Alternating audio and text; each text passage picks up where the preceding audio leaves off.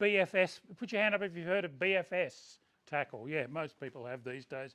It's a bit of a trendy thing. It stands for Bait Finesse System, and it's really just ultralight bait caster gear. Now, as soon as you start talking about this, you'll get some old codger, normally even older than me, will stick his hand up and say, I was doing that 45 years ago with an Abu 1500 and a little sloppy fiberglass rod and whatever. And absolutely they were. But I think back in those days, and they didn't call it BFS then, that term came out of Japan in more recent times. But there weren't a lot of people doing it. It was a relatively small handful of people that were using bait casters to cast really light weights. I mean, I love bait caster fishing. I particularly love chasing things like barra and Murray cod on bait casters, but I was always under the impression that about the minimum weight you could effectively cast with a bait caster was somewhere between sort of 5 and 7 grams. 5 grams if you were really good at it and had your gear tuned up well, and 7 grams for the rest of us mere mortals. But these days, with the BFS gear that's around, and it's all based on reels with super, super shallow ultralight spools that'll start spinning really easily. And if you get it all right and you've got the right rod and you've got the right reel and you get everything tuned up, it's amazing what you can cast these days with a bait caster. I've taken it down to about 1 gram, but there are anglers out there who are throwing half-gram weights and throwing them effective fishing distances, 15, 20 metres with a bait caster. So it's been a bit of a journey for me. I started off as a real cynic. My very first YouTube episode about BFS, I called it, is it more BS than BFS? And I just couldn't work out why anyone would put themselves through the pain of doing it. And then something started to click and I started to really enjoy it. And now I love it. I'm doing it all the time. I'm chasing bream. I'm really looking forward to chasing trout on the BFS gear. Yeah, it's just a lot of fun. People say to me, but why? And that was my question when I first got started. Why would you bother using a bait caster to cast ultralight weights when light spin gear is so good? And it's a really good question, and there's no real definitive answer. I think it's just because it's fun, because it's challenging. It's a bit like why we fly fish. I mean, 9 times out of 10, unless there's an insect hatch on and trout are really selectively feeding on one particular kind of insect, I'd back myself to catch more trout on spin gear than fly gear any day of the week.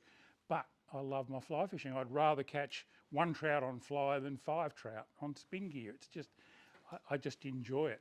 And I think it's very much the same with BFS. So it's certainly not for everyone, but I've got into it quite a lot. I've only got one BFS reel. I've got one of the Shimano SLX BFSs, which I've got the newer model up here. I looked at this today and thought, mine doesn't look anything like that. I must have one of the older ones. It's really flash now. So I've got 3 of the Shimano BFS reels up here, and they sort of cover the full range of reasonably affordable through to not quite so affordable through to you have to sell a kidney to buy one. But, they all do the job. And the rods have been really hard to come by, but Shimano have just brought out a couple of models. There's only a few of them in the country so far, but there's one up here that I've got that's quite a long, ultralight BFS rod, and it's got the spiral wrap guides, which I really like. I don't know how many of you are familiar with that concept, but the guides actually wrap around the rod as they go up, and there's a couple of reasons for that. You can get by with less runners because you're not going to have the line crossing over the rod or touching the blank under load. And it's not going to want to twist in your hand under load. It doesn't have the same sort of torque as if all the runners are on the top. I've been a fan of spiral wrap rods for years, and I'm glad Shimano have gone down that path with their new BFS rods. So, yeah, BFS has been really, really interesting. I've probably gone a bit overboard on it. I've got a whole playlist of videos on my Starlo Gets Real YouTube channel now devoted to BFS, and I'm going to do a fair bit more of it. I think there's about 10 episodes on there at the moment, so if you're interested, jump on and have a look. So that's BFS. I also just wanted to touch on the fact that there's a few new Squidgies out now. A lot of you will know that I was involved with my mate Bushy in designing the original Squidgy soft plastics for Shimano Australia back in the days when it was Dunphy Sports and Imports. Cut a long story short, Bushy and I had gone absolutely mad on our brim fishing on lures. We used to mostly use the little attacks and things like that, little hard bodies. Then we got into soft plastics and found that if you could get small soft plastics, they were absolutely deadly on brim. They were hard to come by at the time. We used to buy those bucket of bait. I don't know if some of you remember the little plastic bucket, and it had plastic salamanders and frogs and all sorts of weird stuff in it. But if you dug down to the bottom, there were usually a couple of little grubs, and we caught so many brim on those. And about that time, John Dunphy, who was the then boss of Shimano in Australia, came to Bushy and I and he said, look, we've just hooked up with the biggest soft plastic factory in the world in southern China. They make a lot of the soft plastics for the US and European market. Would you guys like to design some specifically for Australia? The rest, as they say, is history. We did a lot of design work, a lot of testing of prototypes, and we came up with the original Squidgy range. And for about 6 or 8 years, we dominated the Australian market. There were really, I mean, it became the generic name for soft plastics. I've actually heard people say, what brand of Squidgy were you using? Well, Squidgies is a brand, you know, it's a bit like Thermos or Hoover or whatever. It became a bit like that. So we had it running to ourselves for a long time. Now there are so many good soft plastics out there on the market, and Squidgies are just a middle of the range player now. They don't have anywhere near as big a range. I've no longer got a direct involvement with it, but I still do a lot of the social media promotion and so on for Shimano on the Squidgies. But I get sent samples now to test, and I tell them whether I like them or not, but that doesn't necessarily mean they're going to go in the range or not go in the range. But I'm pretty excited that this season there are 4, I could say new, but 2 of them are actually rebirthed and 2 of them are new. And the reborn ones, and it's due to popular demand, and a lot of that demand was coming from me, because one of my absolute favourite Squidgies was the bug. That's that one on the left there.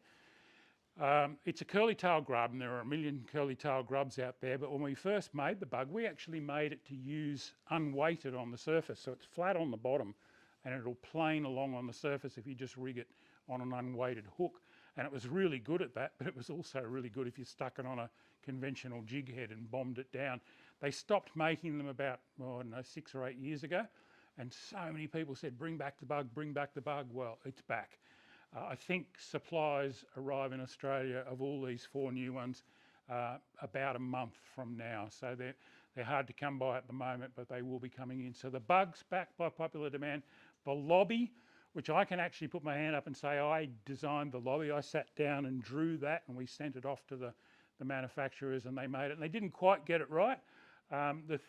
We've always laughed at the lobby. It looks like something that's dying. You know, it's slightly sick and slightly doesn't do what it was supposed to do in the water, but the fish absolutely love it for some reason. And I think it might be because of that. It does look like something sick. The analogy I always use with the lobby is it's like a hermit crab that's been pulled out of its shell. It's looking for somewhere to hide, and the fish just seem to take pity on it and put it out of its misery. So yeah, the bug and the lobby are back, and that's really good news, I reckon. And then there's 2 completely new Squidgies. The grub, the 80mm grub, and the lengths are always a bit funny on Squidgies. 80mm sounds like a fairly big lure, but they actually stretch them out to their full length to measure them.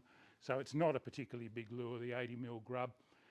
It's rather similar to, say, an 80mm wriggler or that bug that I showed you there before. So the grubs, they've got a nice wide tail, they've got a fantastic action at low speed, plenty of beat in the water. Like I said, every decent soft plastic manufacturer has got a grub in their range. So now Squidgies have got one as well. They're going to catch a heck of a lot of fish.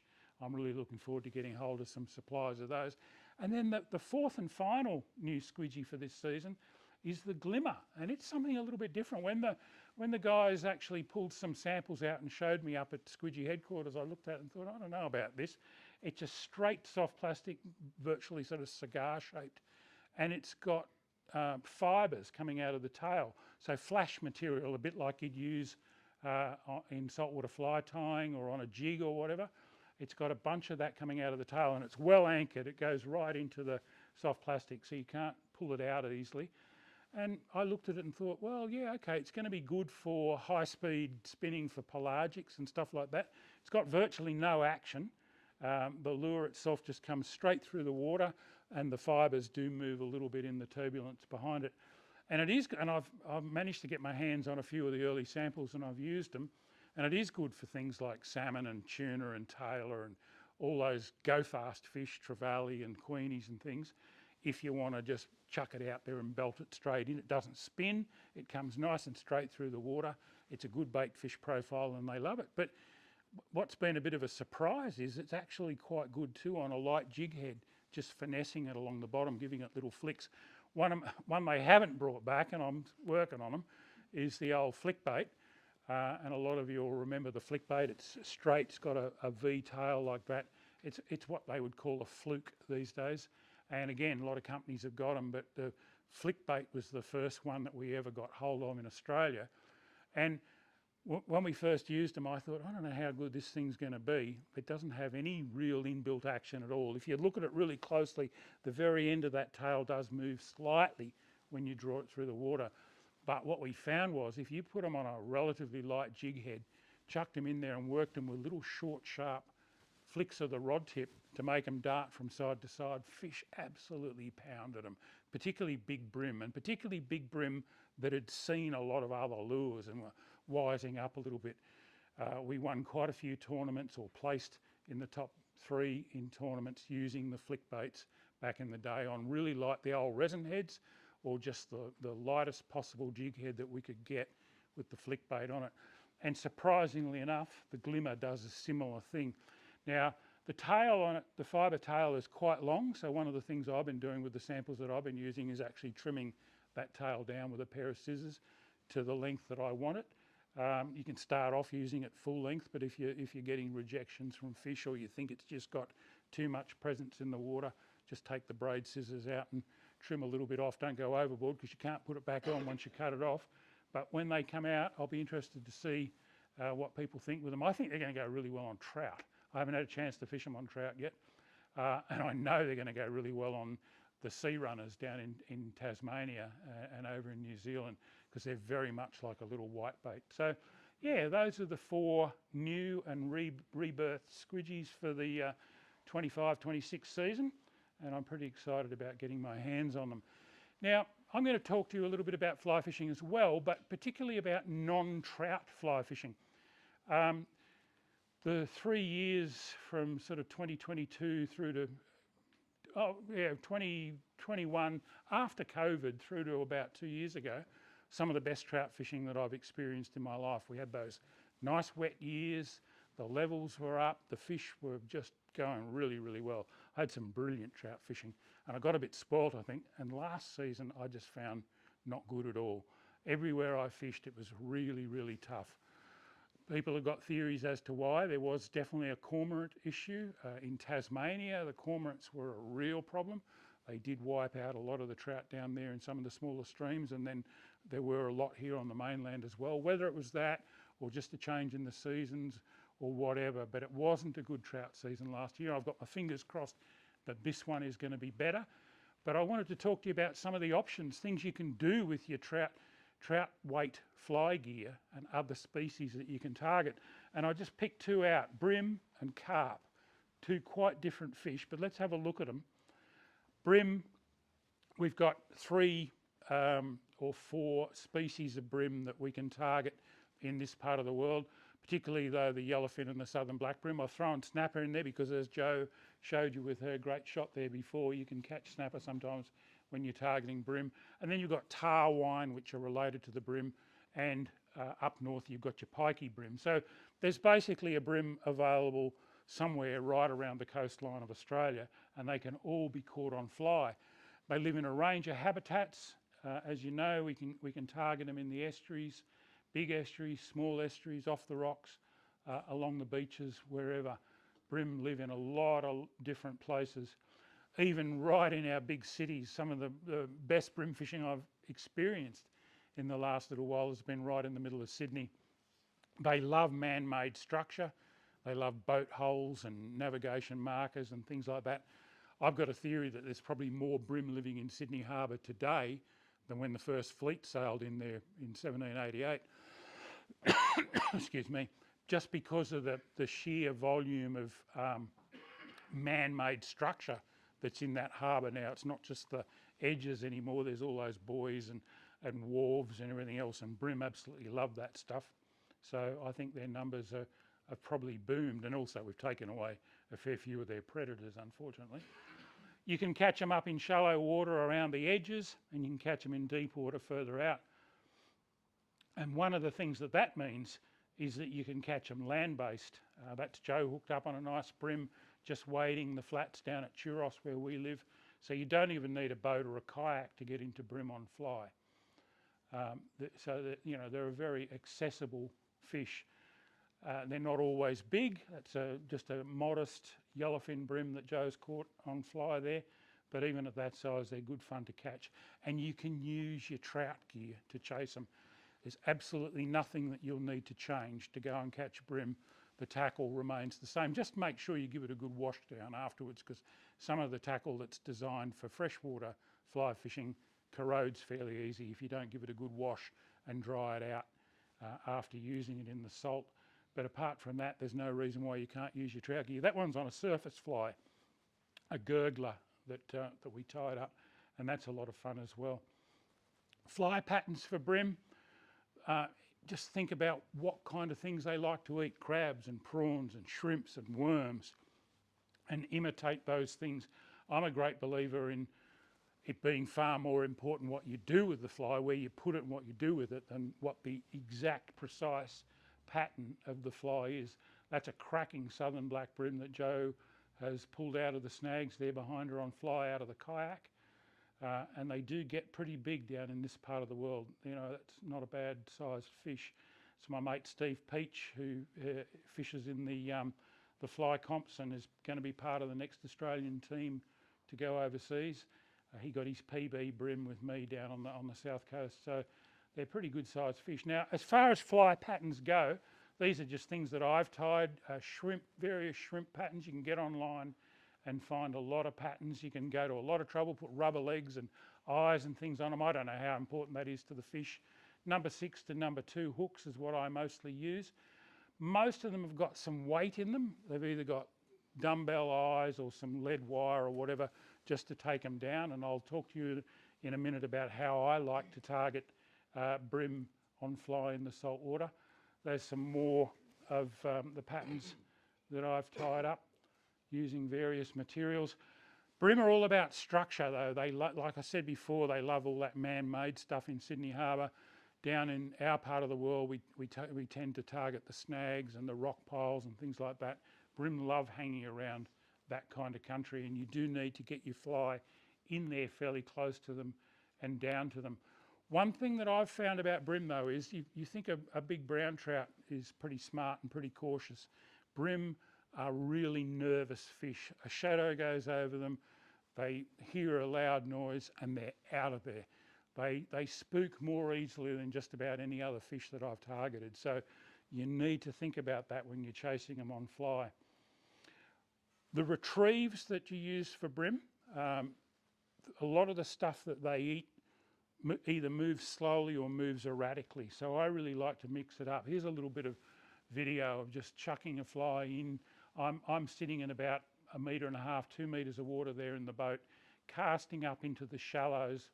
I'm using a floating fly line with a fairly long leader, and that's my favourite way to target bream. But I really like to mix the retrieves up. See how I'm doing some short, sharp, fairly quick strips and lots of pauses. And I said before, the fly's weighted, and on those pauses, it just drops down through the water column. And I reckon probably 60% of my takes happen on the pause while that fly is sinking. So mix it up a fair bit. Now, I said they're a really cautious fish. I think one of the things they don't, and there was a great question earlier about spooking the fish with the fly line. I think that's really critical when it comes to bream.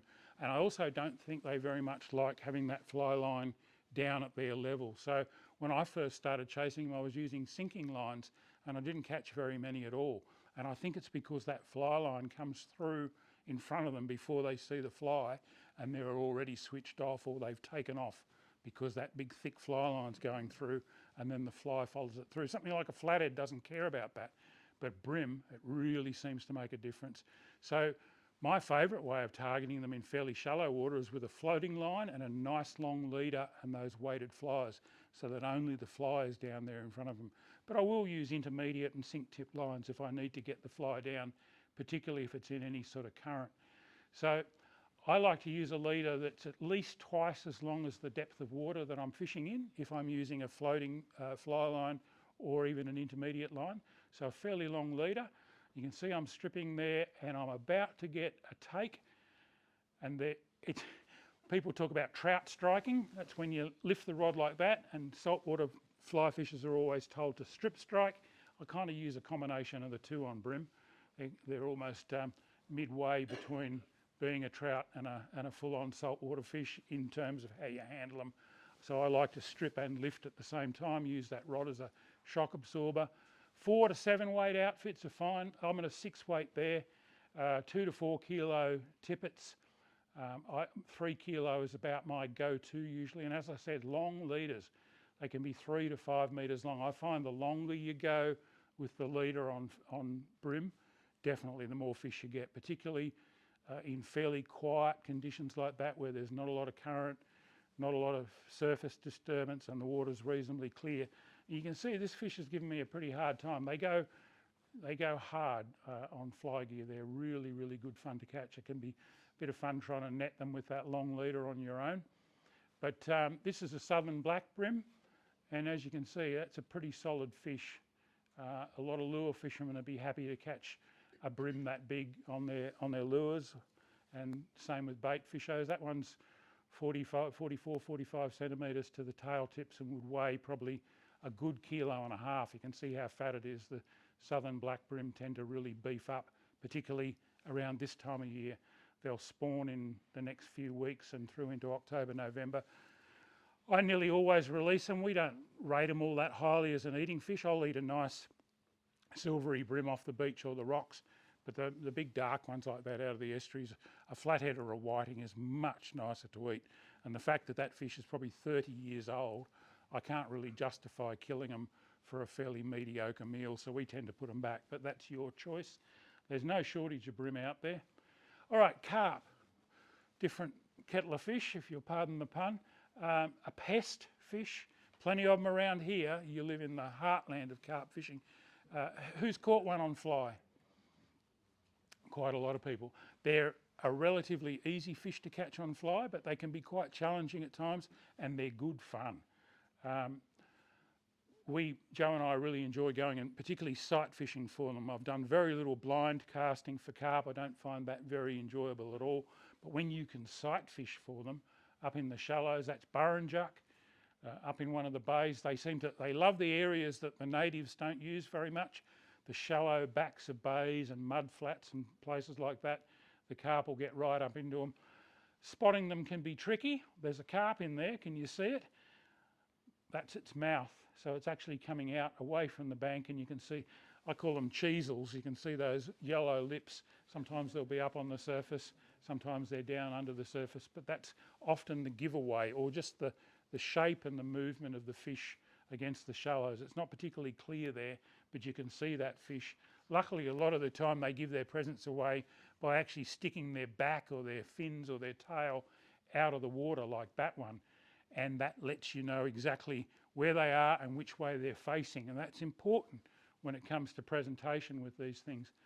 And if you can get a fly the right distance in front of them, give it a little bit of movement so that they see it, they're only going to do one or two things, and that's spook and take off or come over and eat your fly. They rarely leave you to die wondering whether they've seen the fly or not. They will react to it in one way or the other, and I reckon about 2 out of 3 will come over and have a go at eating that fly. So it's all about getting it the right distance in front of the fish, I reckon, and that can vary a lot depending on how dirty the water is. This is at Burrendong, and it's quite dirty up in the margins, and I've got it, you can see the carp there moving along. Now I've cast too far ahead of him, so I've picked it up and put it in again. That's about 2 metres in front of him, and I reckon it's too far. I don't know where my fly is because the water's dirty. I don't think that carp knows where the fly is either. So I've made contact with the fly and I'm starting to move it a little bit. Is the fish responding to it? I'm not feeling anything. The fish might be coming out after the fly, but by now I think my fly is too far out, so I'm going to lift off and try again, get it a little bit closer to the fish. If you drop it right on his head, it's going to spook him, but you just want to get that happy medium distance in front of it. I'm still not happy with that, so I'm going to pick it up again here. No, I've got him. All right, yeah. So that was the right distance in front, and he ate it, and I'm hooked up. And they go pretty hard. No carp, they pull harder than most freshwater fish. This one hasn't woken up to the fact that it's hooked yet, so it's coming out towards the boat, and I'm just guiding it around the front of the boat, and it'll take off in a minute and really start. This is interesting. See that patch in the water there? That's the electric motor's done that. That water's actually only dirty right on top. There's some runoff coming out of that little creek there. And whilst the top foot of water is quite muddy, it's actually a fair bit clearer underneath, which is probably why the carp found that fly. We're chasing him down along the bank now. I'm on exactly the same 6-weight outfit there that I was using on the bream. I've beefed my leader up a bit. I've probably got a 4-kilo tippet on there, but there's only so hard you can pull on them, especially with the relatively small hooks that are in the fly. So, you know, expect it to take 5, 6, 7, 8 minutes to knock one over, and then it's a matter of getting the net under them. And unlike the bream, none of these get put back for me. I kill them all. I think we can all do our little bit to help keep the numbers down. But the average size, you know, that's by no means a big one, but that's probably 4 kilos and over 70 centimetres in length. And there's plenty that big and bigger out there. And it's not unusual for Joe and I to go and catch a dozen or 15 in a day, sight casting to them like that. That one I got just on a woolly bugger or a woolly worm style trout fly with a bead head just to get it down in front of the fish. But there's lots of other patterns that you can use. They're not a particularly fussy fish. If you get something that looks edible, the right distance in front of them, and just give it that little bit of movement and then let it sit, they'll usually come over and vacuum it up off the bottom. And you often just pin them in the lip like that. I've caught them on so many different flies. That's actually a soft plastic fly, like a little series of beads. I do like flies with eyes though. This is a really simple pattern that I tie that they seem to like. They love red for some reason. Reds and oranges really seem to trigger them. So I've made this fly by just putting a glass bead on first and then a bit of lead wire on the hook. I tie in a length of red chenille, melt the end with a match so that it doesn't unravel. Tie in a bit of fine copper wire. That's not necessary, but it does make the fly a bit more durable. Twist some dubbing onto the thread and wrap it forward, or you could use a bit of wool or whatever for the body. Colours are completely up to you, but they do like that red. It does seem to work as a bit of a trigger. Wrap the wire forward. It makes the fly a bit tougher and also gives it a little bit more weight and a little bit of flash. Tie in a hackle. Grizzly's good because it sort of looks like it's moving even when it's not. Wrap the hackle around and tie it off. And I like to trim the hackle on top so it just ends up looking like legs underneath. You chuck that in front of most carp, give it a little twitch, and 9 times out of 10 they're going to come over and vacuum it up off the bottom. You'll see that I tied that on a fairly heavy gauge hook too, because I do like to fish reasonably heavy on them, 4 kilo, 5 kilo tippets, and pull pretty hard on them. And they'll pull hard back too. Good fun. Fishatopia.com is the website that Joe and I have put together, and most of my efforts these days go into YouTube, my YouTube channel, Starlo Gets Real. I've got a new one dropping in the morning, actually chasing yellow belly up at Windermere. Joe and I have just come back from a couple of days up at Windermere. We were a little bit early, the water was very cold and the fish were very shut down, but there's some interesting tips and stuff in that one. It goes up quite early tomorrow morning. So if you're not already a subscriber to Starlo Gets Real, please jump on there and have a look. I've also been putting together some online courses. The one at the top there, the soft plastic mastery course, has been up for nearly a year now, and we've got a lot of graduates from that one who've really enjoyed it. I get fantastic feedback on it. The golden perch one I'm still working on at the moment, but there is a wait list if you want to go on and sign up for that one. And the Sydney Harbour Secrets one I've been working on for the last year or so.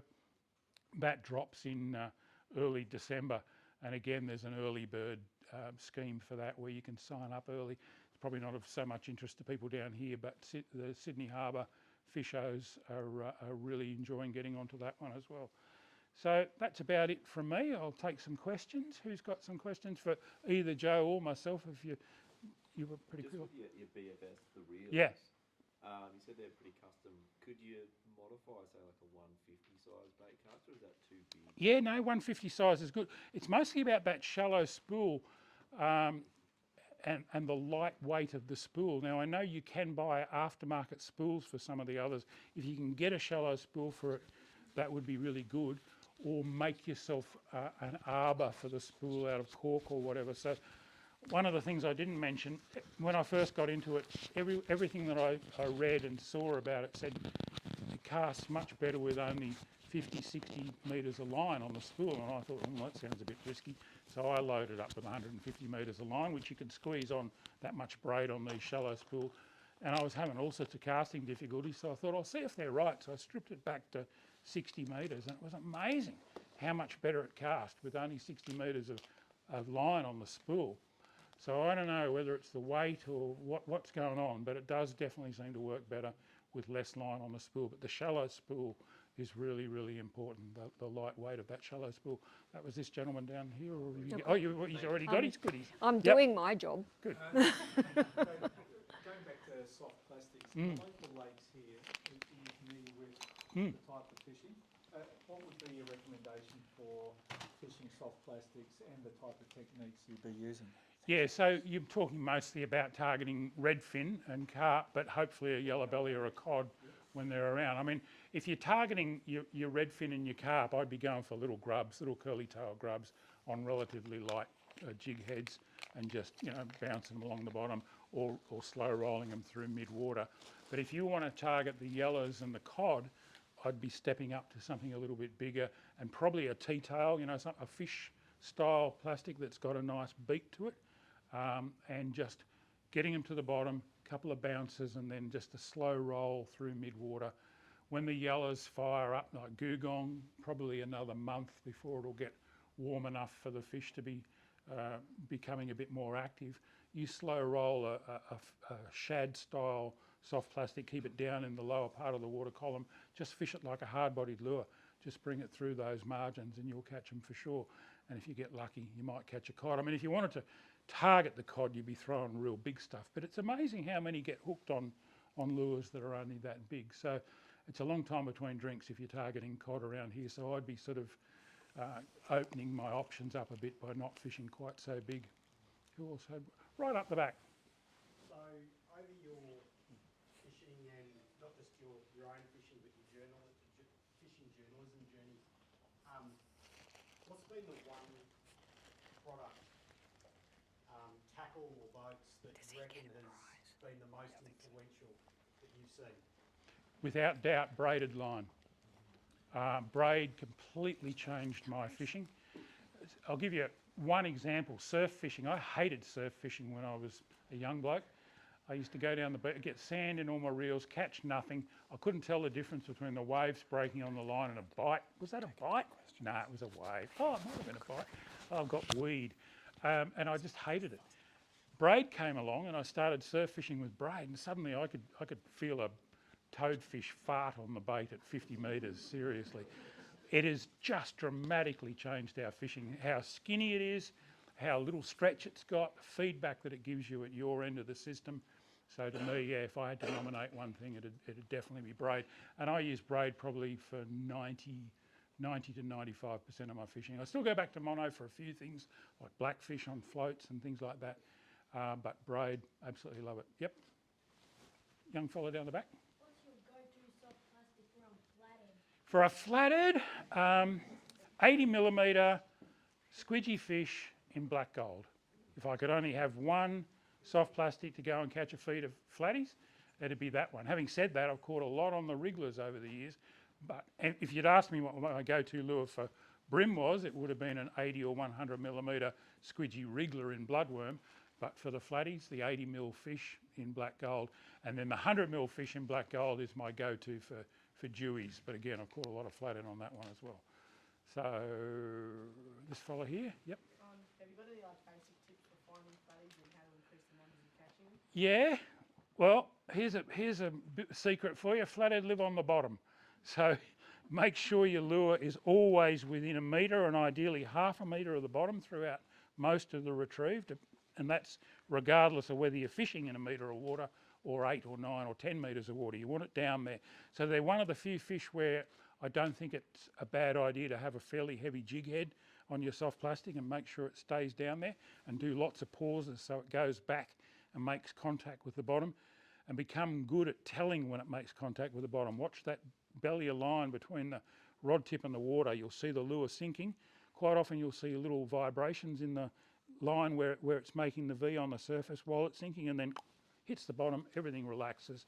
You make contact with it, give it a couple of belts, let it drop back down again. So constantly making contact with the bottom. That'd be the biggest tip I could give you with flathead. As to where to find them, think about what they like to eat. Small fish, mullet, whiting, whitebait, pillies, crabs, prawns, all those kind of things, which love getting up on the flats on the high tide, and then as the tide starts to drop, all that food has to come off the flats and down into the deeper water. And that, I love chasing flathead on the last half of the run out tide and the first little bit of the run in, but the last half of the run out in particular, and look for areas where that stuff's going to get funneled together, little gutters coming off the flats, breaks in weed beds or whatever, where all that food has got to come out of the shallow water into the deep water, and that's where the flatties will be lying, waiting for it to come over the top of them. So put those two things together and you'll definitely catch flatties.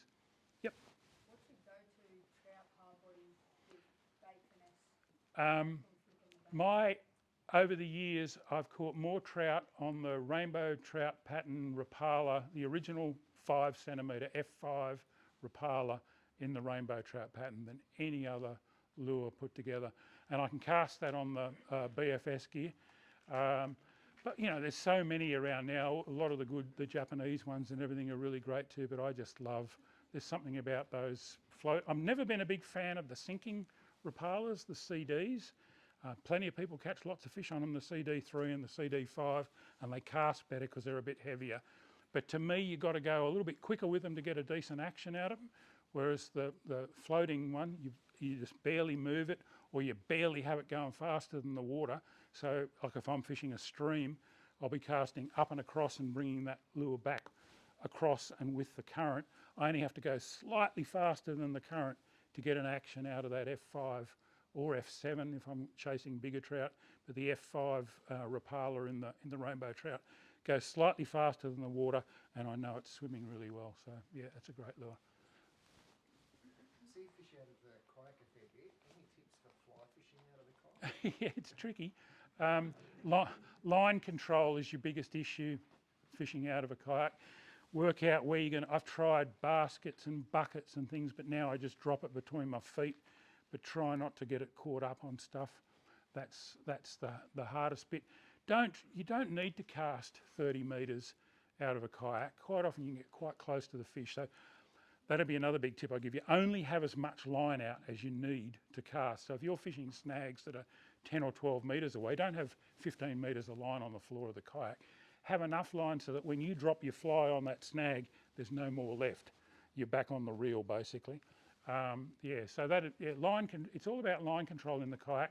And don't be afraid, we've got pedal kayaks, we love our native watercraft because you can back pedal them and hold them in position.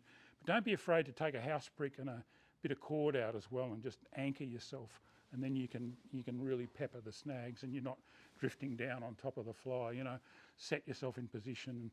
They've got power poles and all sorts of stuff for kayaks now, but just a house brick or a Besser block on a bit of cord or a little mule anchor or whatever, and anchor yourself in position. Can I just contribute? I'm not like Steve. I strip my line to beside me in the kayak in the water. So if it's a floating line anyway. Hazard. Sorry. Testing. Not that close. Yeah, so I'll strip the line to beside me in the water if it's a floating line. The only trick, then I'm not going to catch everything because I will have my tools, and there's in the pedal kayaks, they're right there in front of you. But you do need to be careful not to run over it with your prop, because that's a lot of fun too. Won't break your line, but you've got to pull the whole thing up inside and disentangle it. So like with most fly fishing, it's about being constantly aware about where your line is. Like Steve said, I just don't like it at my feet. Pick someone. Okay, this gentleman here. Yes. Yeah. Steve, when you're fishing your BFS and you're fishing like crankbaits and you're fishing crankbaits, for bream and stuff like that, I've been using them here like locally and picking up like the yellow belly and the redfin and stuff like that, and really enjoying it because it's so accurate with the BFS gear. So when you're down the coast and you're fishing for bream and stuff like that, what sort of action are you putting on the lure to catch the bream? Exactly the same with the BFS as I do with the spin gear. So a lot of pause, because from about Bateman's Bay south, southern black bream seem to dominate. Yellowfin bream are a more aggressive fish, and up north for yellowfin bream I'll use a fairly steady retrieve with an occasional pause or flick of the rod tip. But down on the southern black bream, over the year, I don't know how many thousands of southern black bream I've caught on lures, but I reckon at least 70% of them have eaten the lure on the pause, not while it's moving, or just as it starts to move again after a pause. So you really cannot have too many pauses in a retrieve. If you think there's bream in front of you and you're fishing a snag or a stretch of flats or whatever, and you're fairly confident that there's bream there, build those pauses in all the time. Wind, stop, watch that belly of line. I like a hard body that just rises slowly fairly slowly in the water on the pause, and you'll be amazed how often you'll be 3-4 seconds, which feels like forever, into a pause, and it just all comes tight. They just eat it as it's rising up through the water column. So lots and lots of pauses. Go fairly slow. They don't seem to like it going super fast, but they absolutely love those pauses. And the bigger the bream, the more they like the pauses. Yep. Right down the back. Yep, no, you. Yep.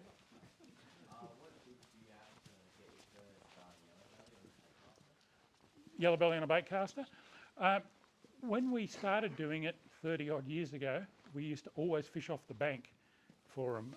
Even when we had boats, we'd drive around, put the nose of the boat up on the bank, get out and walk the bank, and use floating diving hard bodies. Nearly all our strikes were visual. They'd all come in the last 8 to 10 metres of the retrieve. So we used to really concentrate on, we'd crank the lure down out there, then bring it in, and then start building those pauses in so that it could float up over the weed bed. And it was nearly always right there at your feet that you got crunched on the yellows. And not much has changed. I mean, nowadays I fish them more out of the boat than off the bank. And I use more things like vibes, jackals and the ZXs and things like that. So I'm fishing a little bit differently. I've got them down on the bottom and I'm doing the lift drop thing. And that works really, really well on the yellows. But I do love getting back on the bank and throwing those hard bodies and getting those visual strikes in that last bit towards the shore. And it works out at Googong, and I'm sure it works in some of the other dams up here as well. Yep. Kayak fishing, I didn't know you did that. So why do you choose to swap between them? Yeah. You obviously enjoy it, and then I love it. enjoy it together. Yeah, and there's some waterways that are just better. I mean, some of the waterways we fish, you literally can't get the boat into it. Yeah. We drive up as close as we can get to the bank and just drag the kayak through the bush and slide it into the water. So there you're either fishing off the bank or you're fishing out of a kayak. There's no other alternatives. But we also do fish a lot of areas where you could get the boat in, and we just like the kayak fishing. There's something about being that close to the fish. You can get super close to fish in a kayak. You're not up high. You're not this big imposing shape over the top of them. It's amazing how close we get to fish sometimes, isn't it, in the kayak? It is. I would say it's much more intimate. It's you just really are right there with the fish. You're basically at their level. The extraordinary thing, we have live XP called the Barra Yak, where once a year we take women up to Mondrian Dam to fish for barra out of kayaks, and it just feels like a hand-to-hand wrestle with them. So it's just that intimacy. Bigger fish literally tow you around in the kayak when you hook them. I love all that. from a purely selfish point of view, I love it for YouTube filming too, because I wear a camera on my chest and I've got another one there in the kayak, and I can't be not in shot. That camera's looking at me from there. This one's looking at what I'm doing, and it makes the editing and everything really easy. Whereas in the boat, if I lock a camera off, I get a fish and it goes around the boat. Oh, I've got to turn the camera around and all that sort of stuff. So it's nice to be self-contained. Any tips for Churros there? It's starting to liven up. We've had a really cold winter. Fishing's been tough, but everything's starting to come alive down there now. Right now, my biggest tip with Churros is the backwaters. That would be on a kayak. Yeah, kayak or boat, all wading. The shallow backwaters are warming up faster than the main system, and so the fish are right up in the. There's a couple of little lakes and things that come off the side of Churros. The fish are back in there in that much water, but as it warms up, they'll come out and they'll get into the main system. Right at the moment, the ocean water's still pretty cool, 17,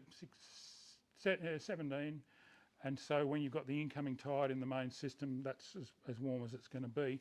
But some of those backwaters, I've been finding 18 and 19 degree water in there already, so that'd be my big tip. Yep. Mate, how much do bream follow the tide, and how much impact does the moon and stuff have on them? Yeah, the moon and the Saluna things is really interesting. I do a lot of fishing in what's called ICOLs, intermittently closed and open lakes and lagoons, that are actually closed to the sea a lot of the time. So there's no tide. It's really interesting to watch the fish behaviour in those.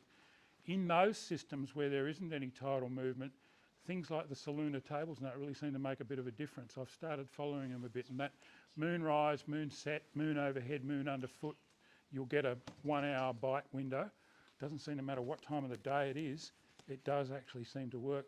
Whereas any tidal system, I think the tide is far more important than those Saluna influences. So tides for bream, I like the rising tides coming up onto flats and onto snags. So the bream haven't had access to it for a few hours, and the rising water levels allowing them to get up there. So I'll kind of follow a rising tide up onto a rock bar or a flat or a set of snags. They really seem to like that. But they'll also do the flatheady thing too and hang around those food chutes when the tide's dropping, so you can catch them on both. It's a lot harder with fly, I find, where the tide's running really hard. It wants to sweep your fly away from the snags, or you cast on the upcurrent side of the snag and let your fly swing in there, and you really you get snagged a lot. It swings in too far, so it's a bit of a balancing act. So quite often in the very tidal, strongly tidal waters, when there's big tides, I'll concentrate more around the change of tide period when it slows down a little bit. Helps you get your fly down to them. And then, mate, so does that make high tide best time to fish an oyster lease, for example? Yes. You've got access all Yeah, I love it when they can get up on top of the leases. Unfortunately, oyster rack fishing's changed so much in my lifetime. The oyster farmers have gone to these plastic baskets now. I'm sure it's much better for them, but it's not much good for the bream fishing, because the bream can't get at the oysters anymore. And you still catch them around the oysters, and they love all the structure of the racks and things, but it's not like the good old days when they were big open trays with all the oysters lying in them. I can still remember taking a mate of mine out at Churros years ago, and we went up to a set of oyster racks, and I looked at it, and he said, what's the matter? And I said, can you see all those things? He said, yeah, what are they? I said, they're bream tails. And there was like 50 bream tails waving like flags out of the water. I said, watch this. And I threw a surface lure out across, and all these tails went, and I got absolutely annihilated. I hooked this thing and it cut me off about 3 racks back. And of course they all took off after that. It wasn't a very smart demonstration, but he didn't believe they were fish until I threw the lure in there. But that doesn't seem to happen with the plastic baskets, unfortunately. This lady over here. Getting tangles a lot in your bait caster, what are you likely to be most doing wrong? So I'm assuming you're talking about like overruns and backlashes. And that's par for the course with bait casters until you get a bit of a handle on them. And I still get the occasional overrun and backlash. But when you're setting these things up, put the lure on that you're going to use, hang it from the rod tip, put the thing in free spool, and it'll go and fall on the floor. So wind it back up again, put it in free spool, and you've got a knob here on the right, which is a bearing adjustment. It actually pushes on the end of the axle. Tighten it up until the lure can't drop from the tip when you free spool it, and then back it off until that lure just starts to go towards the ground. That's a good starting point. And then most of these bait casters on the other end have got a magnetic control, which goes from 0 to 10 or whatever numbers. Start off with that fairly high, set it up towards the 8 or 10. It'll cut your casting distance down, but it'll also dramatically reduce how many backlashes you get. And then as you start to get comfortable with it and you're not getting overruns and backlashes, just knock it back one click at a time and you'll start getting more casting distance. And once you start to feel really confident, you can even back that bearing cap off a little bit until you've got a tiny bit of side-to-side movement in the spool. And when you get all that stuff happening, that's when you'll be able to cast 1-2 gram lures and cast them a reasonable distance until there's a puff of wind in your face mid-cast, and then it goes and it still happens. But Can I just help out too? What causes the overrun at the physical level is that the spool keeps running when the line stops. So timing with regard, you want to stop that spool with your thumb before your lure hits the water, because that's definitely. But also, even as it slows down, when the lure gets out there and starts to slow up, and that's when you get your nasty backlashes. So that's when an educated thumb comes in. But you never completely escape them. No. This bloke in the middle. Yep. A little while ago, you were pushing or talking about the fish bites or whatever. Oh yeah. Is that actually going to be a viable alternative to bait? Yeah, I take it with me all the time. Look, I think natural bait is always going to outfish it. You know, a live yabby or a crab or whatever is always going to go better than any synthetic bait. But I can't keep a packet of that in the tackle box. Yeah, it's a convenience factor. Some fish I've done really, flathead absolutely love it. Bream I haven't done as well on it. Salmon and stuff off the beach I catch on a regular basis. So yeah, it's never going to be as good as real bait, but it's a handy alternative to have in your tackle box. Can I add to that too? Sorry to interrupt, but there have been times, and you'll see Steve's got some comparison videos on his YouTube channel too, and there are some times where it outperforms, other days where if he's got bait on one hook of paternoster and fish bites on the other, they'll go toe to toe and he can swap them around, and so it is worthwhile having. On the offshore flathead in particular, what I've found is, because if you're using a pilly or a strip of tuna or whatever on one hook and the fish bites on the other, there have been many days when I've caught more on the fish bites, and I think it's just purely because the pickers get that bait off, but the fish bites are still on there, and they seem to like it just as much as the bait. So yeah, it does work. Have you ever caught yakka or slimies on that fish bite stuff, mate? Yes. Yeah, little slivers of it. I catch yakkas and slimies on it quite often. Yeah, no, it's good for that. Oh, no, the follow-up question. He's trying to double. Fella up the back. He's got his. No, I've got one. How do you work the lies for the carp and what are you trying to aim? Yeah, good question. Working, and I sort of touched on it, but I probably didn't go into enough detail. Again, it's all about the pause. You want to get them to see it and then stop it from moving, I reckon. So in a perfect world, you get the fly, the distance in front of the carp, that it doesn't scare them when it lands, but they're still coming on the right line that they're going to see it. It drops to the bottom, and when I think it's in their sight window, which can be anything from that in filthy, dirty water to, that in clear water, I give it one twitch, just make it jump up off the bottom and go back on the bottom, and then just let it sit there. Because they don't seem to like chasing stuff that's going fast. You're more likely to either get a rejection or scare them if you're stripping it. But if you let them know that it's there, make it bounce up off the bottom, back onto the bottom and sit there, and they just come over and vacuum it up off the bottom. So I think they're taking it for like a worm or a shrimp or something. It's not a little fish. They don't seem to like running things down and catching them. Can I just add, one thing that's really cool, and it's what Steve and I do a lot, is we'll have one person who is spotting and one person who is fishing, and the person who's spotting keeps a really good eye. We'll try and get them up higher so that they're watching what the carp behaviour is, and Steve will often say, right, just leave it, always looking like, twitch it right now, Joe, twitch, and get, see, so that way you can get two people fishing for the same carp and you swap spots. It makes it really, really fun. It is good fun. Same with trout fishing when you've got Absolutely.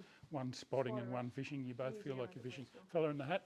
Yeah, I wanted to ask you both about fly fishing for trout in leader setup. Do you find that you both inclined more to build your own leaders, or are you using tapered leaders? Or? Yeah, I mean, I for years I just used to buy tapered leaders and add a bit to the end as they got shorter, and I still do that a fair bit. I mean, Joe's far more into building her own leaders. When you're doing this lock style stuff out of the boat and everything, the leaders can be quite technical. I still, at the beginning of every season, I buy half a dozen tapered leaders, and I'll fish them until they're back to about that short, and just add other bits to the end. I'm not very technical with my leader construction. What's your take on that, Joe? Yeah, I tend to these days go as finesse as I can, so I am buying the tapered leaders where I can, and then adding the micro ring, and then my tippet beyond there. Mainly that's because I want to know where my weak spot is, and not lose everything. I learnt some big lessons over in the US about not changing my knots regularly enough, getting everything handed to me, or taken away from me anyway. Turns out whitefish and white bait are two different things. I learnt that over there. Yeah, where I can, I'll go as slick and smooth as I can and have the appropriate length for the job that I'm doing and down to the appropriate weight. But I have been known to construct my own as well. I'll often get, if I'm in social fishing, I'll get a little lazy and frugal and make my own as well as it gets shorter. Yeah, I mean, just from an economic point of view, buying tapered leaders, Yeah, they're it's much not more cheap expensive anymore, but they do turn over nicely. There's no doubt about that. Yep. How do you find that cranker crabs and mussel vibes compared to like rather than putting crankbaits in the back, the bream? I love the critter baits, the crabs and the mussels, but you've got to know there's fish there. They're not good lures for covering water.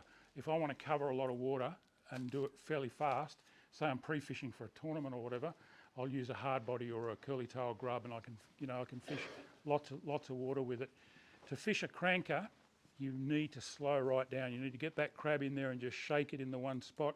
So if you're just shaking it and you're only covering, a little area of water, you want to be pretty sure there's a bream somewhere close enough to actually see that. So they're not good searching patterns. The muss even more. I was so sceptical about the muss when they first came out. I looked at it and said, come on, guys, mussels don't swim along, What are you supposed to do with this? Swim out the night before and super glue it to the pylon so the fish can find it in the morning? And I had to eat my words, because my 5th cast with a muss, I caught my PB bream of just a whisker over 2 kilos. And I can still count, I reckon, on 2 hands the number of fish I've caught on the muss, but they've all been crackers. And I think cracker might be the obvious word, because I think only a bream that big thinks that it can crunch a mussel that big and actually open it with its jaws. So they do tend to, I know a lot of the guys in the tournaments use them for their kicker fish. So if they've got their 5 fish in the well and they need a big one, they swap out and start fishing the muss in the hope of getting that super big fish to give them a kicker. So yeah, different horses for courses. They're certainly not searching lures, but you put a cranker crab within a metre of a bream that doesn't know that you're there, that you haven't spooked or scared, and 9 times out of 10, it's going to eat it. It's those floating claws going, come and get me, especially if you've got a bit of S factor on those claws. They love it. Fella up near the pillar. You mentioned that when you're saltwater fly fishing, your preference is a floating line with double the water. For the bream, yeah. Is there any depth that you switch over to intermediate or sinking? Or? On the bream, not so much, because I rarely target them in deeper than about sort of 3 metres. So in 3 metres, I'll still fish a full floating line and a 5 metre leader with a weighted fly. I'm quite happy that I can get the fly down to the fish. Flathead, whole different story. I'll go straight to a sink tip or a full sinking line and get that fly down there close to the bottom. I don't think flatties are as worried about the fly line coming through first. So yeah, it's just about the target species. I think if I can keep that fly line up away from the bream, I'll do it every time. I'd be different if I was fishing somewhere with lots of current and lots of depth. I'd certainly think about something like a sink tip then. Watched your video on the, I think it was the Osalis rod. So I'm hoping to walk away with an Osalis rod and reel that you recommend for I've been only fly fishing for less than a year, but my uncle does a lot of black fishing and off the beach, so I was hoping for some recommendations on a rod and reel that's For beach fishing? for the rock and the beach. Yeah, I yeah. don't know if that, I think your size. I fish light a lot off both the rocks and the beach. I think a lot of people weigh themselves down with ridiculously heavy gear, particularly surf fishing. You see people with these telephone pole rods and great big reels, and the average fish they're catching's like that. You don't need it. So yeah, those Isalis, the 1026 M and ML, they're Which one am I going to be walking over to? the M. Yeah. Have you guys got them in stock? You have? Perfect. The 102, so it's 10 foot 6, 2-piece, so 1026 M. The M is more of a, there's an ML, which is a lighter rod, which I love, but it's not as versatile as the M. You know, if you've got rough conditions and you do need to use a bit heavier sinker and everything, you're better off with the M. And I'd put anything from a 2500 to a 4000 reel on it. Probably a 4000 is ideal, a 3000 or a 4000 is ideal. Spool it up with 10 or 15 pound braid, and you'll have an absolute ball, beach and rocks with that. Okay, who hasn't had one? Up the back. Going off the question that was asked of Joe before, what's your favourite place in Australia and overseas? My favourite place in Australia would be the western side of Cape York Peninsula, between the Tip and Weipa. Spent a lot of time up there in the 90s and the early 2000s. Haven't been back for a few years, but I absolutely love it. Fly fishing in particular, walking the beaches up there, sight casting to Queenies and Trevally and occasionally Permit and things like that. I just love that part of the world. Internationally, I wrote just recently that if I had one day left to fish, I'd like to find myself on a sand flat in Christmas Island with a 7-weight fly rod in my hand casting at bonefish. To me, that is just heaven on a stick. It doesn't get any better than that. Sight fishing to bones on the flats with a fly rod is just next level. Love it. There's a lovely lady here who's been putting her hand up Oh, rather I regularly. missed her. Yeah, Oh. in pink. Yeah, go. It's actually more for Joe, but for the people who want to avoid the frustrations of teaching your partner how to fish because we don't listen, or don't want to, where do they go? Where can they send their women friends and sisters and whatnot to?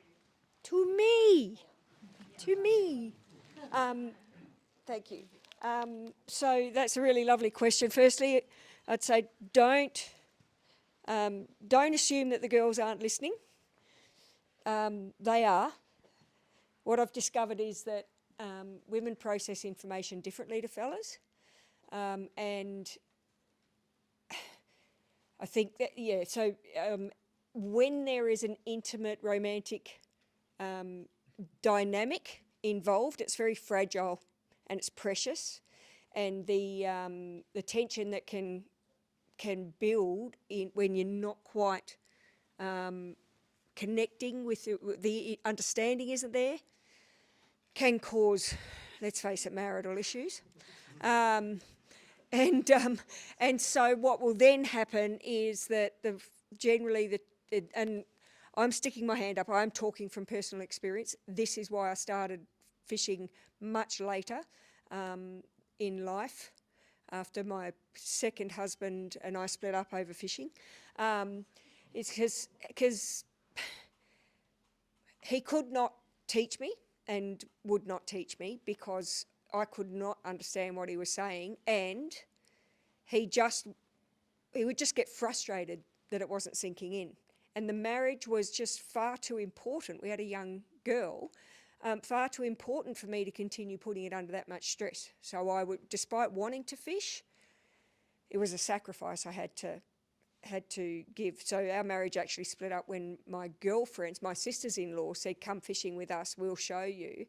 And I started getting it. They explained it entirely differently. And I was actually a really quick study.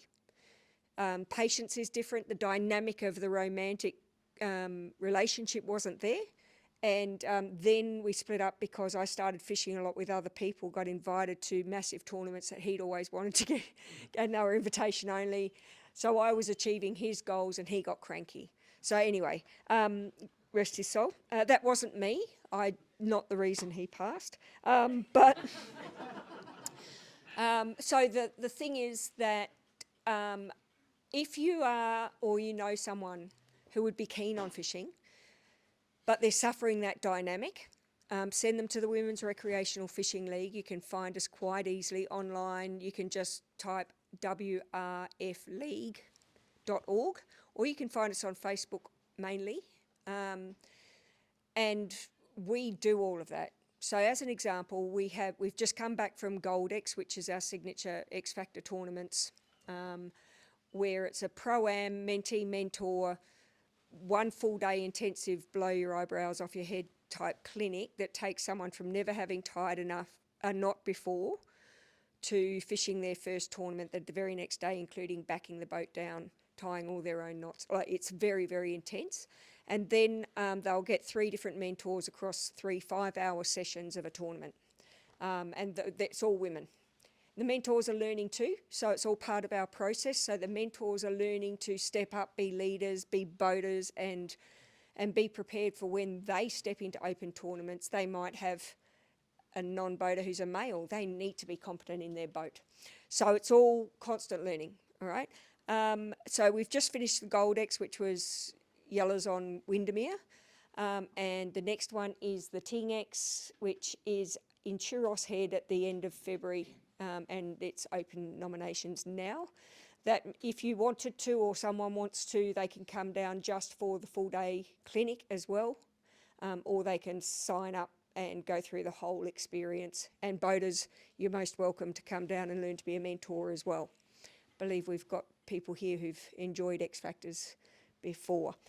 So yeah, great experience. And then we have a full fast track that probably our pin-up girl would be Karen Van Bale, whose nickname now is Top 10 Karen in the ABT bass circuits as a non-boater. She came to us, she participated in the first ever X Factor in November 2022. Learnt to tie her first knots and reverse a trailer. She is now a boater in open tournaments and is consistently in the top 10. So that's a 2-year turnaround from 0 to hero. That's what our programs are for. So WRFL, Women's Recreational Fishing League. We're nationwide, so you immediately become part of a network with social connections everywhere you go. It's pretty cool. It is pretty cool. I can tell you, having been an observer at some of these X Factor comps, they learn a hell of a lot in a very short time frame. It just blows my mind. Yeah, it's very good. All right, probably only got time for a couple more questions because people will want to go home. Yep. Deb? For both of you, what's your favourite lure? Squidgy Wriggler. Bloodworm Squidgy Wriggler for me, for sure. What about you, Jo? Oh, favourite lure. Depends on, once again, Deb, it's going to depend on what I'm fishing for, because they all have their ideals. But yeah, I would have to agree with Steve, it's the most versatile, the Wriggler.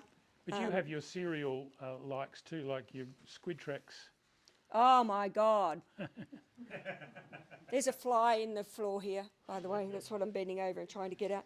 Yeah, the Squid Tracks. Who's fished with the Squid Tracks? Especially the little ones? How deadly are they? They're very good. They are just unbelievable. And I'm really keen, because I love tweaking, that's why fly tying's so cool, really keen to get some cranker crab type hooks or the ZX, anyway, the little floaty, cranker crab trebles, and stick those on the front, because if you look at the makeup of the ZX, it looks like, of the Squid Tracks, it looks like a ZX with a plastic coating, so it's much more finessey, and so there's no reason why it couldn't do a ZX vibe sort of thing and have its little hooks up and just sit on the bottom and do that like a little yabby instead of a squid. Very, very cool lure. And I have fished those all over the shop. I actually even threw it at Windermere. Very frightened to lose them because I just love them. They're so gorgeous. But yeah, I didn't get a hit on the Squid Tracks yet. Don't put them in your tackle box with soft plastics, though. No, they become a ZX pretty quickly. A big gloopy mass. Yeah, but yeah, the Squid Tracks is fabulous. yeah, and at the tackle show this year, I must say, Nomad did have some very, Those very cool prawns look things. amazing. The prawns look cool. They had, but they had another little squid guy that's just a plastic that was the dearest little thing. I just wanted to take it home as a pet. It was the cutest little thing. So it had, it was more of a soft plastic, and it had almost like the curly tail fins down the side, so it swam along and had the ripply stuff as well as all the tentacles. That will be, but it's only just coming out now, so keep your eyes out for that. That's going to be awesome. But I do love the cranker crab when the circumstances are right for that, and I just like just sitting at almost shake and bake, where it's just a little jiggle of the rod tip like that, and just so that it's doing that and not moving. I love that. ZX, I'm a devotee of ZX as a vibe, and the curly tail soft plastics are actually are my favourite for even Barra. Everything just it comes down to subtlety. I like the really subtle stuff and slowing it right down and doing minimal movement. All right, we're going to give away a wonderful prize in a minute. Just there's one laid up the back. How important do I think scent is? Yeah, it's interesting. I think it really depends on where and how you're fishing and what the circumstances are. Not important at all if you're chucking a metal baitfish profile and high-speed spinning it for kingies or salmon or whatever. I don't think it has any impact. But on the cranker crabs, I love having it on the claws because I think the fish have got plenty of time to come up and have a sniff and have a taste and things like that. So I like scent particularly when the water's dirty, when the water's cold, at night, things like that. But it's a confidence booster thing too. I put S factor on everything. I just about rub it on everything I put in the water, even bait.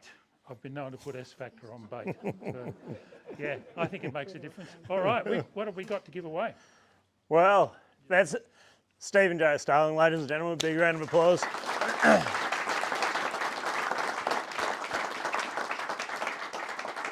Thanks so much for coming, guys. I'm sure everyone's going to walk out of here a way better angler than they walked in here. I know I've definitely learned a few things, so hopefully everyone's in the same boat as that. We do get to give away this great rod from Shimano, so a Shimano Zodius 270L. It is a 3 to 6 pound spin rod with the butt joint there. Just as our lucky door prize it is. So if someone wants to pull one of those out, hopefully everyone got your tickets on you. You'll need that to be the winner. And the winner is an orange ticket, A35. A35. Oh, hey, you got some yahooing at the front. Well done. Good stuff. Well done, mate. Great rod. That's a beautiful rod. I've actually got one of those and I love it. Mm.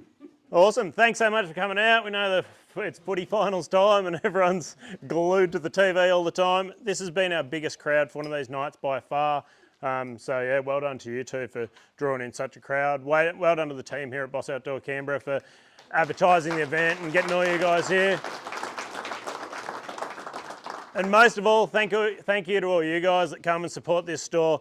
These guys put their blood, sweat and tears and just absolute love into this shop to bring you all the latest and greatest stuff. So yeah, thanks heaps for supporting us.